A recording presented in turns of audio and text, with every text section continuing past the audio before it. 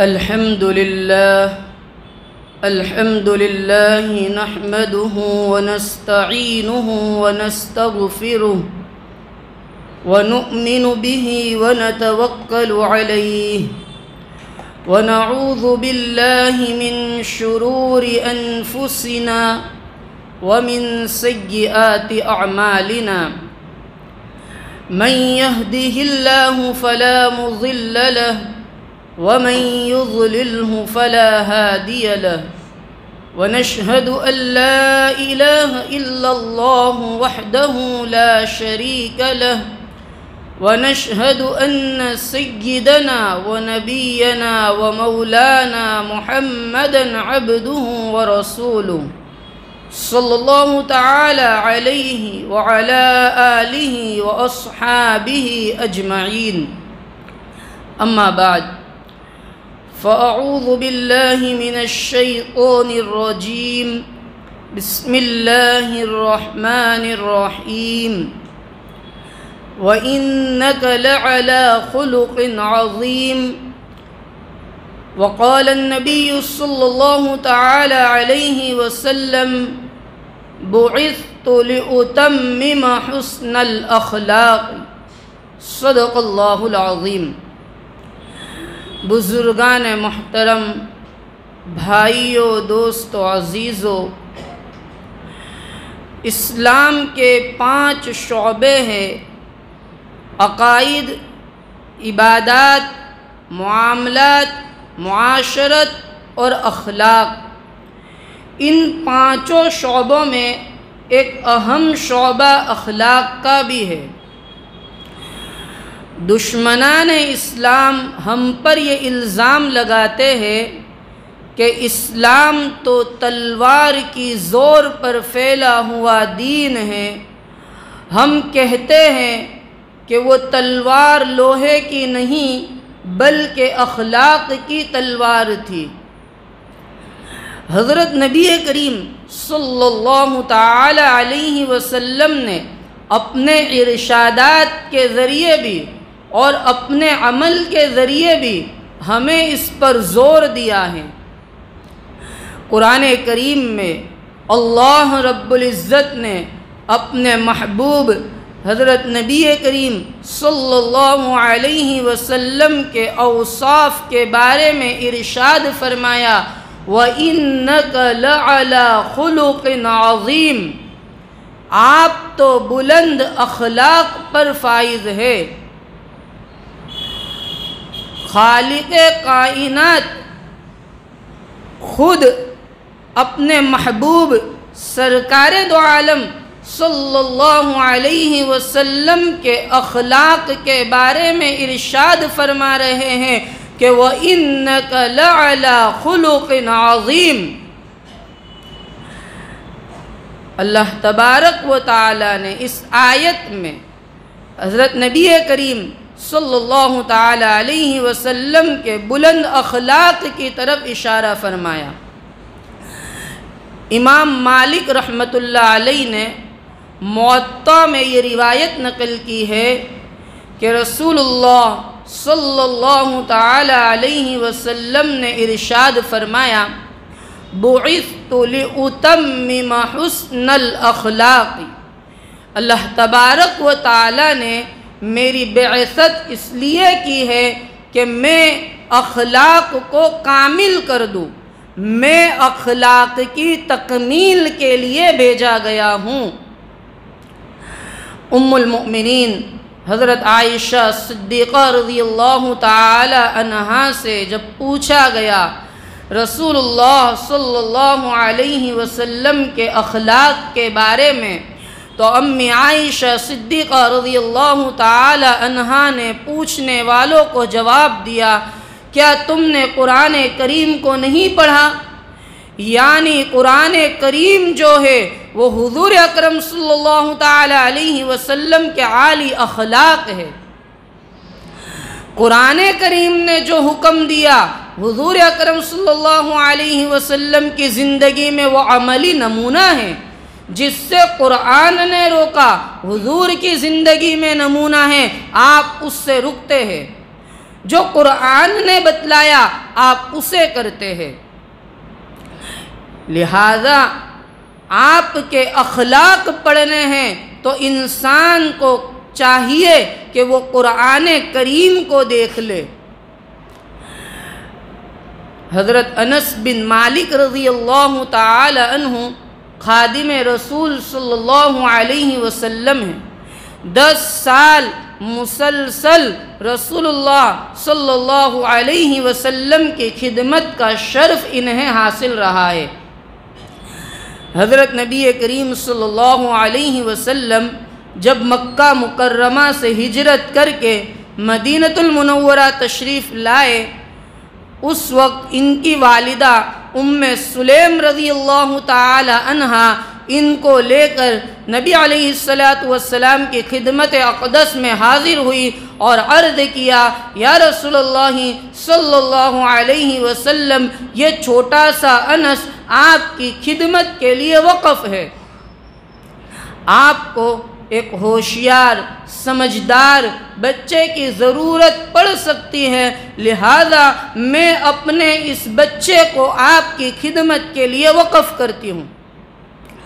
اس وقت سے لے کر وفات تک مسلسل 10 سال حضرت انس رضی اللہ تعالی عنہ نے نبی کریم صلی اللہ علیہ وسلم کی خدمت کی ہے، اور حضرت انس رضی اللہ تعالی عنہ کو نبی کریم صلی اللہ تعالی علیہ وسلم کی بے پناہ محبت و شفقت حاصل ہوئی ہے۔ حضرت انس رضی اللہ تعالی عنہ بیان کرتے ہیں کہ میں نے 10 سال رسول اللہ صلی اللہ تعالی علیہ وسلم کی خدمت کی ہے۔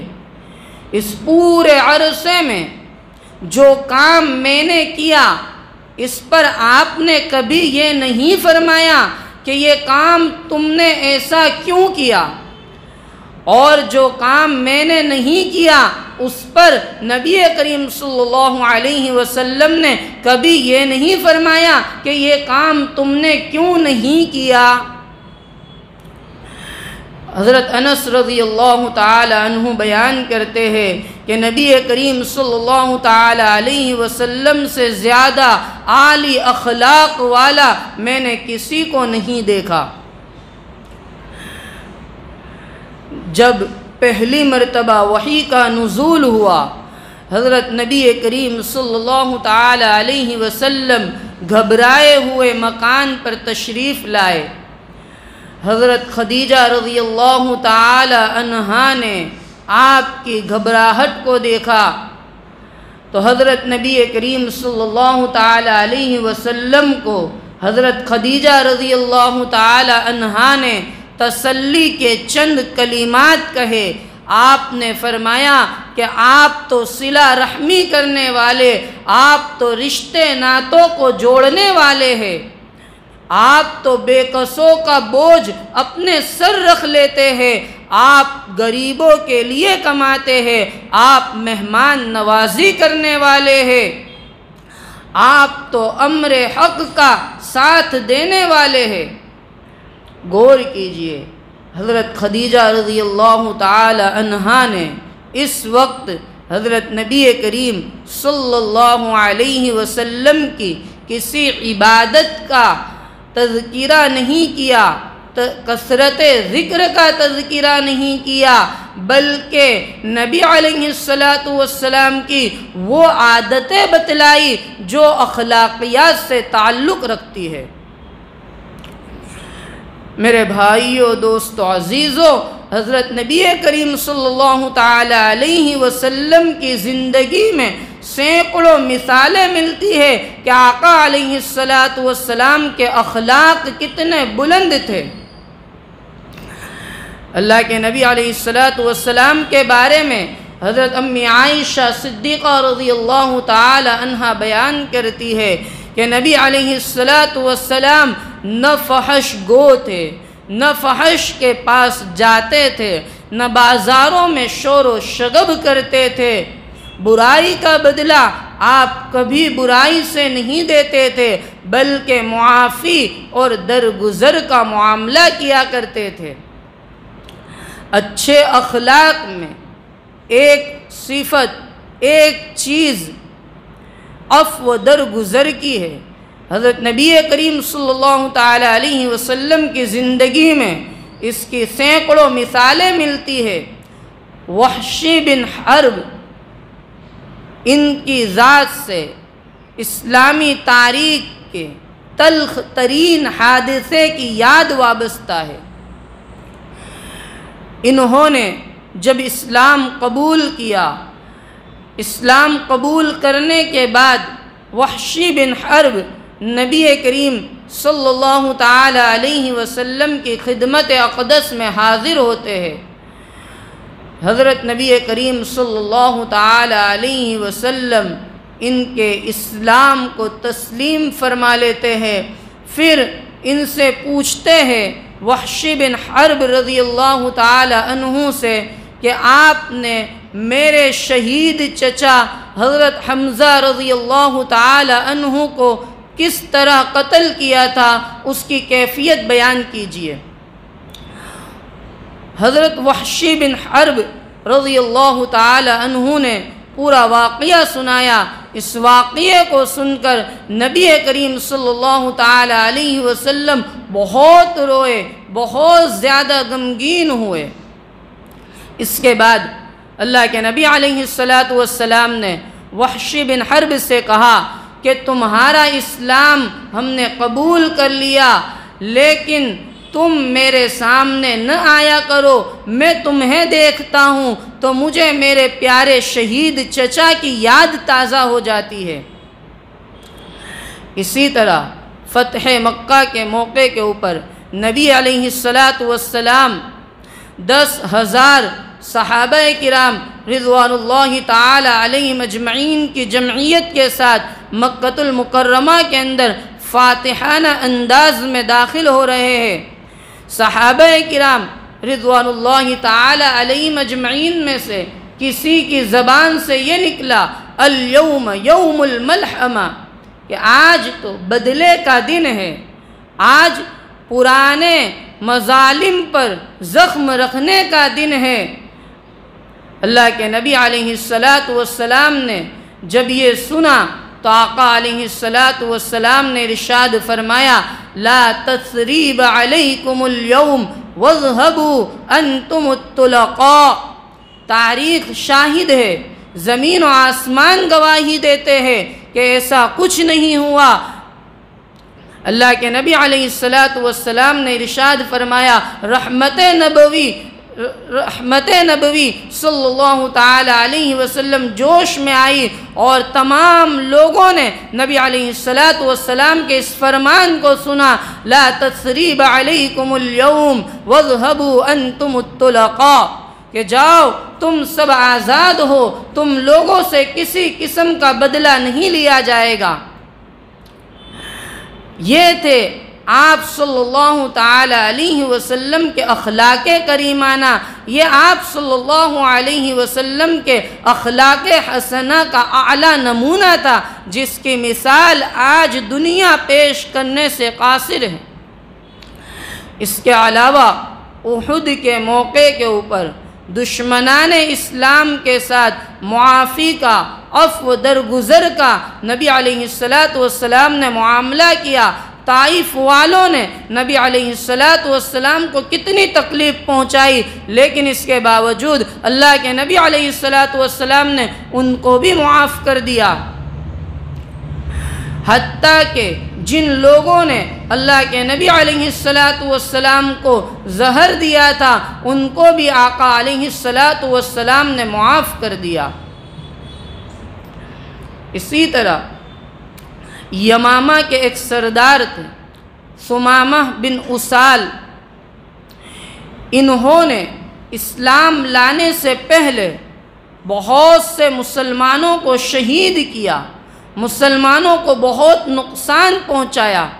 صحابہ کرام رضوان اللہ تعالی علیہم اجمعین کی ایک جماعت نے ان کو گرفتار کر لیا، اور ان کو گرفتار کر کے مسجد نبوی کے ستون سے لا کر باندھ دیا، اس لیے کہ اس زمانے میں صحابہ کے پاس کوئی قید خانے نہیں ہوا کرتے تھے کہ جہاں پر لا کر قیدیوں کو باندھا جاوے۔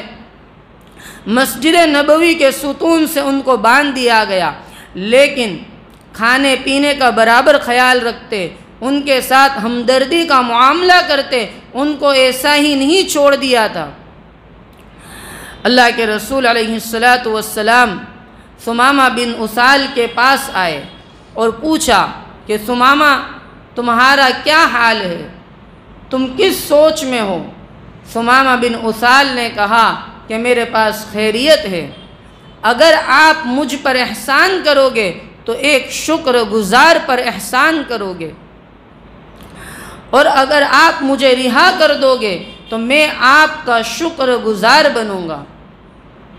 اس کے بعد فرمایا کہ اگر آپ مجھے قتل کرتے ہو تو میں بہت سے مسلمانوں کو قتل کر چکا ہوں، ان کے بدلے میں میرا قتل ہوگا، اور اگر آپ مال چاہتے ہو تو میں بتلائیے آپ کو کتنا مال چاہیے، ہم آپ کو اتنا مال دیں گے۔ اللہ کے نبی علیہ السلام ثمامہ بن اسال کی ان باتوں کو سن کر آگے بڑھے۔ پھر دوبارہ دوسرے دن اللہ کے نبی علیہ السلام ثمامہ بن اسال کے پاس آئے اور ان سے پوچھا کہ ثمامہ تمہارا کیا حال ہے، تمہاری کیا سوچ ہے؟ ان کا جواب وہی تھا جو گزشتہ روز دیا تھا۔ اللہ کے نبی علیہ السلام ثمامہ بن اسال کا جواب سن کر پھر آگے بڑھے۔ تیسرے روز دوبارہ آئے، پھر پوچھا ثمامہ بن اسال تمہارا کیا حال ہے، تم کس سوچ میں ہو، تمہاری کیا رائے ہے؟ ثمامہ بن اسال نے وہی جواب دیا جو پہلے 2 روز دے چکے تھے۔ اللہ کے نبی علیہ السلام نے صحابہ کرام رضوان اللہ تعالی علیہم اجمعین کو حکم دیا کہ ان کو رہا کر دو، چنانچہ صحابہ کرام رضوان اللہ تعالی علیہم اجمعین نے ان کو رہا کر دیا۔ یہ مسجد نبوی سے باہر نکل کر ایک نخلستان میں گئے، وہاں جا کر غسل کیا، کپڑے بدلے اور دوبارہ اللہ کے نبی علیہ السلام کی خدمت میں حاضر ہوئے اور کلمہ پڑھ کر مسلمان ہو گئے۔ اشہد ان لا الہ الا اللہ و اشہد ان محمد عبدہ و رسولہ، کلمہ پڑھا اور اسلام کو قبول کر لیا۔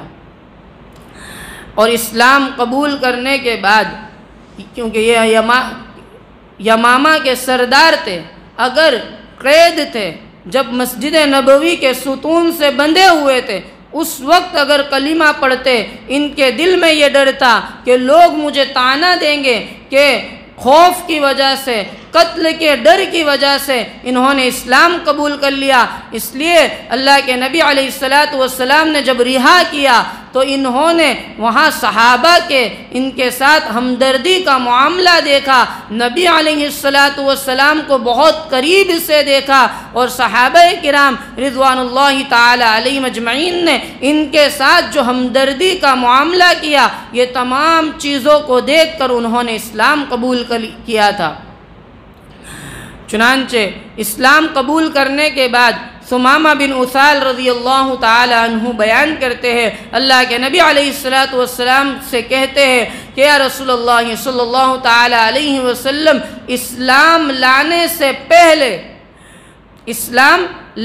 سے پہلے مجھے دنیا میں تمام لوگوں میں سب سے زیادہ میرے نزدیک آپ کا چہرہ مبغوض اور بدترین چہرہ تھا، لیکن آج میں اسلام لے آیا ہوں تو اسلام لانے کی وجہ سے، اسلام کی برکت کی وجہ سے آج دنیا کے تمام لوگوں میں سب سے زیادہ پسندیدہ چہرہ میرے نزدیک آپ کا چہرہ ہے۔ اس کے بعد کہا کہ دنیا کے تمام ادیان میں سب سے زیادہ ناپسندیدہ مبغوض دین آپ کا دین تھا، دین اسلام تھا، لیکن آج اسلام لانے کے بعد دنیا کے تمام ادیان میں، دنیا کے تمام دینوں میں دنیا کے تمام مذاہب میں سے سب سے زیادہ پسندیدہ، سب سے زیادہ محبوب دین آپ کا دین ہے، دین اسلام ہے۔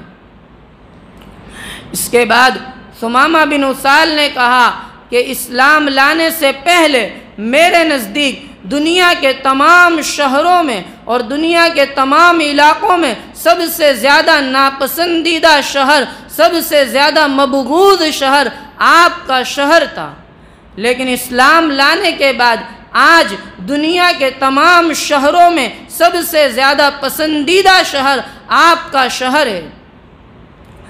اور اس کے بعد نبی علیہ السلام سے کہا کہ اللہ کے نبی علیہ السلام، میں اپنے علاقے سے عمرہ کے لیے نکلا تھا، لیکن آپ کے صحابہ نے مجھے گرفتار کر کے یہاں لے آئے اور یہاں پر مجھے قید کر لیا، اگر آپ اجازت دیں تو میں عمرہ کے لیے جاؤں۔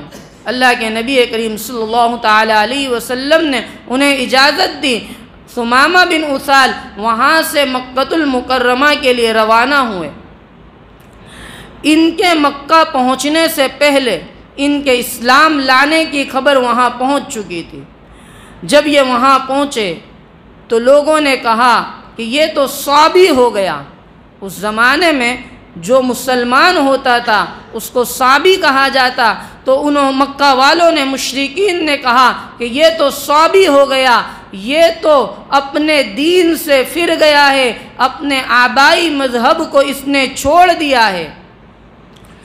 تو حضرت ثمامہ بن اسال رضی اللہ تعالی عنہ نے کہا کہ میں بددین نہیں ہوا ہوں، میں بے دین نہیں ہوا ہوں، بلکہ میں نے دین اسلام کو قبول کیا ہے، میں نے رسول اکرم صلی اللہ تعالی علیہ وسلم کے لائے ہوئے دین کو قبول کیا ہوں۔ اس زمانے کے اندر اللہ کے نبی علیہ السلام کو مکہ والوں نے بہت پریشان کیا تھا، بہت تکالیف پہنچائی تھی۔ اللہ کے نبی علیہ السلام ہجرت کر کے جب مدینہ المنورہ تشریف لائے تو انہوں نے مدینہ آنے کے بعد بھی نبی علیہ السلام کو اور صحابہ کو تکلیف پہنچانا بند نہیں کی۔ ایک مرتبہ اللہ کے نبی علیہ السلام نے دعا کی، ان مکہ والوں کے اوپر بد دعا کی۔ اس بد دعا کا نتیجہ یہ تھا کہ ان کے اوپر قحط پڑا تھا، اور اس زمانے میں یمامہ سے ان کے لیے اناج اور غلہ جایا کرتا تھا۔ تو ثمامہ بن اسال نے اس موقع کے اوپر وہاں کے لوگوں کو یہ بھی کہا تھا کہ آج سے تمہارا غلہ آنا بند ہو جائے گا، اس لیے کہ اب میں اسلام لے آیا ہوں، میں مسلمان ہو چکا ہوں، تو ہمارا جو علاقہ ہے، تو ہمارے علاقے کے اندر جو نظام چلے گا وہ بھی شریعت محمدی کے مطابق چلے گا۔ تو میرے بھائیو، دوستو، عزیزو، یہ احادیث مبارکہ اور صحابہ کرام رضوان اللہ تعالی علیہم اجمعین کے حالات بیان کیے کہ اللہ کے نبی علیہ السلام کے اخلاق کتنے اعلیٰ تھے کہ لوگ آپ کے اخلاق کو دیکھ کر آپ کے گرویدہ بن جایا کرتے تھے۔ لوگ اللہ کے نبی علیہ السلام کے اخلاق کو دیکھ کر جوک در جوک اسلام میں داخل ہوئے۔ فتح مکہ سے پہلے اللہ کے نبی علیہ السلام جب مکہ المکرمہ فتح نہیں ہوا تھا، اس سے پہلے اتنے لوگ مسلمان نہیں ہوئے تھے، لیکن مکہ المکرمہ فتح ہوا تو اسلام لانے والوں کی تعداد بڑھتی گئی۔ رسول اللہ صلی اللہ تعالی علیہ وسلم کے اخلاق کو دیکھا لوگوں نے۔ آج مجھے اور آپ کو بھی ضرورت ہے کہ ہم اپنے معاشرے میں رہ کر، اپنے سماج اور سوسائٹی میں رہ کر، ہمیں بھی اللہ کے رسول صلی اللہ تعالی علیہ وسلم کی ذات کو اپنے لیے نمونہ بنانا چاہیے۔ قرآن کریم میں اللہ تعالیٰ نے فرمایا لَقَدْ كَانَ لَكُمْ فِي رَسُولِ اللَّهِ أُسْوَةٌ حَسَنَةٌ۔ اللہ تعالیٰ نے ہمارے لیے اللہ کے رسول صلی اللہ تعالیٰ علیہ وسلم کو اسوہ اور نمونہ بنایا ہے، لہذا میری اور آپ کی ذمہ داری بنتی ہے کہ ہم اللہ کے رسول صلی اللہ تعالیٰ علیہ وسلم کی زندگی کے مطابق اپنی زندگی کو گزارنے والے بنے۔ اللہ کے نبی علیہ السلام والسلام کے اخلاق کو ہم اپنی زندگی میں لانے والے بنے۔ آج ہمارا حال کیا ہے کہ آج ہم اپنے سماج میں، اپنے محلے میں، بلکہ اپنے گھر میں ہمارا حال یہ ہے کہ ہمارے گھر والے ہم سے پریشان، ہمارے گھر کے لوگ ہم سے پریشان، ہمارے اخلاق کو دیکھ کر گھر والے کبھی یہ سوچتے ہیں کہ یہ باہر رہے اتنا ہی اچھا ہے، یہ گھر میں نہ آوے تو بہتر ہے، اس لیے کہ ہمارے اخلاق اتنے گر چکے ہیں۔ اس لیے چاہیے کہ نبی علیہ السلام کے جیسے اخلاق تھے، ہم بھی اپنی زندگی میں ان اخلاق کو لانے والے بنیں۔ میرے بھائیو، دوستو، عزیزو، انہی چند باتوں پر میں اپنی بات کو ختم کرتا ہوں۔ وآخر دعوانا ان الحمد للہ رب العالمین۔